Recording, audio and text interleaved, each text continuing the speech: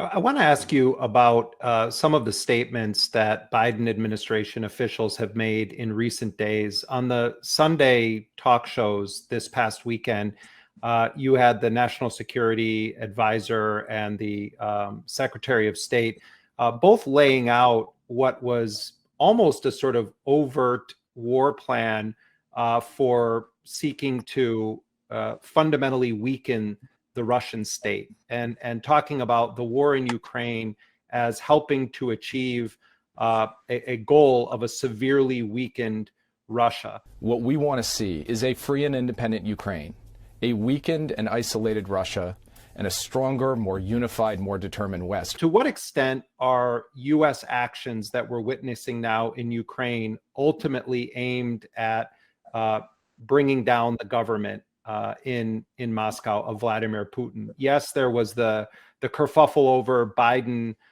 talking about this guy's got to go. For God's sake, this man cannot remain in power. But the actions are playing out in full public view, and I think a lot of people put too much weight on a particular quip of Joe Biden, though he may have intentionally said it that way. It's hard to tell right now with him whether he means to say something or not. But setting that aside, it does seem that a major aspect of the U.S. position right now is that this is a grand opportunity they smell the blood of Putin in the water, I guess is what I'm saying, Noam. Yes, I think the actions indicate that, but remember, there's something along with action, namely inaction. What is the United States not doing? Well, what it's not doing is rescinding the policies that I described. Maybe the American press doesn't let Americans know about them, but you can be sure that Russian intelligence reads what's on the official White House website, obviously. So maybe Americans can be kept in the dark, but the Russians read it and know about it.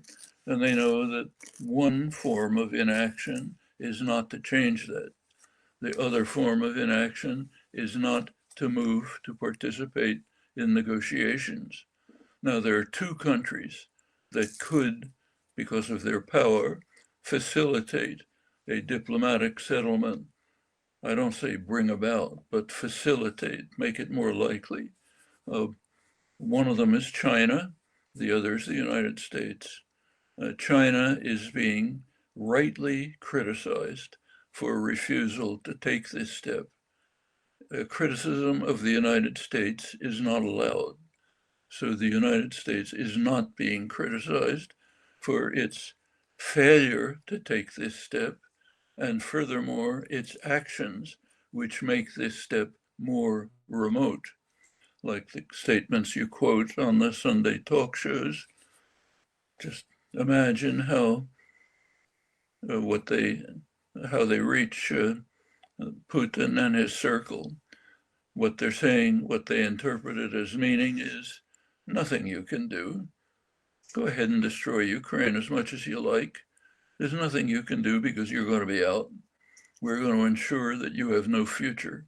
So therefore, you might as well go for broke. That's what the heroic pronouncements on the Sunday talk show mean. It may feel like, again, Winston Churchill impersonations, very exciting, but what they translate into is destroy Ukraine. That's the translation. Inaction, in refusal to withdraw the policy positions that the Russians certainly are fully aware of, even if Americans are kept in the dark. One is withdraw those. Second is do what we blame China for not doing.